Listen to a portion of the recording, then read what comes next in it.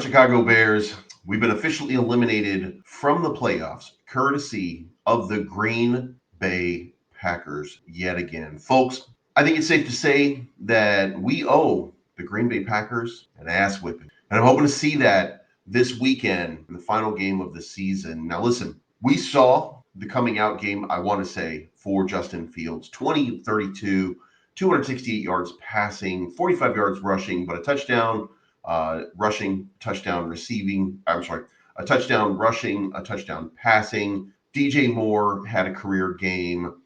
We really saw Khalil Herbert have a career game. Everything was clicking, including, wait for it, Luke Getsy. Now, does that make the decision a little bit easier? Do we move on from Luke Getsy? I want to say the answer is. However, what do we do if Luke Getsy next week coaches the game of his life and the Bears dismantle the Green Bay Packers, and now we're left to choose, or at least we're left to let talking heads like myself guess about what's going to happen next? How do you get rid of Luke Getsy if he beats the Packers when none of your other coaches can do it? How do you get rid of Justin Fields if Justin Fields beats the Packers and none of your other quarterbacks can do it? How do you reconcile those? How do you get rid of Matt Eberflus, who's now coached a team that's probably capable of going 8-9? And look, this is a team that's, 3 close games away from an 11-win season, if that happens. How do you reconcile making changes and finding something new on this team? How do you reconcile all of this if that's what's going on? And I'm asking the question today because I'm genuinely curious about the answers to these questions. Make sure you hit the like button. Make sure you hit the subscribe button. I want to thank you, each and every one of you, so much for supporting the channel. And make sure you leave a comment down below letting me know.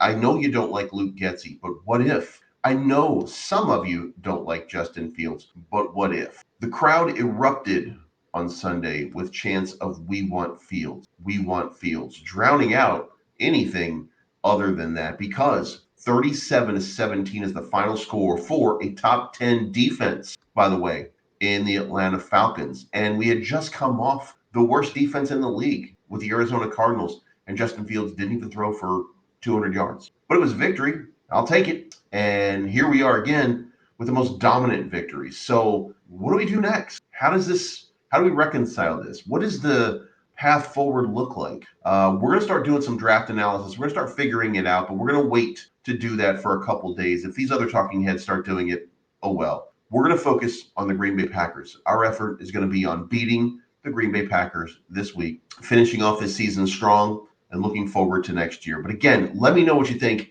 in the comments down below. What are you going to do as a fan if Luke Getsy is here? What are you going to do if Justin Fields is here? What are you going to do if they're gone? One or the other. What are you going to do if Matt Eberflus is still here next year? Some of you don't like him.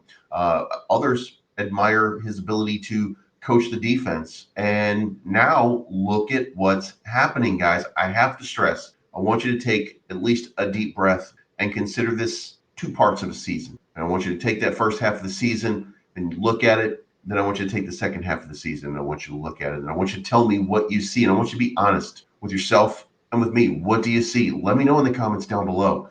And let's have a discussion. Let's figure out. Justin Fields, it looks like, could be here to stay. Luke Getsy, maybe not so much. Matt Eberflus, guys, this team has turned it around. So what more do you want at this point other than an opportunity to win a Super Bowl? And it occurs in closing that Justin Fields' contract for next year, $6 million. Justin Fields' contract on his 5th-year option, about $23 million. Are we really going to pass on $6 million and $23 million in order to take another quarterback in Caleb Williams for 9 and 9 and 9 and 9 and 9? Would Justin Fields take a pay cut? There's a lot of questions. There's a lot out there. So, guys, let's enjoy the victory yesterday. Atlanta Falcons, you got smoked.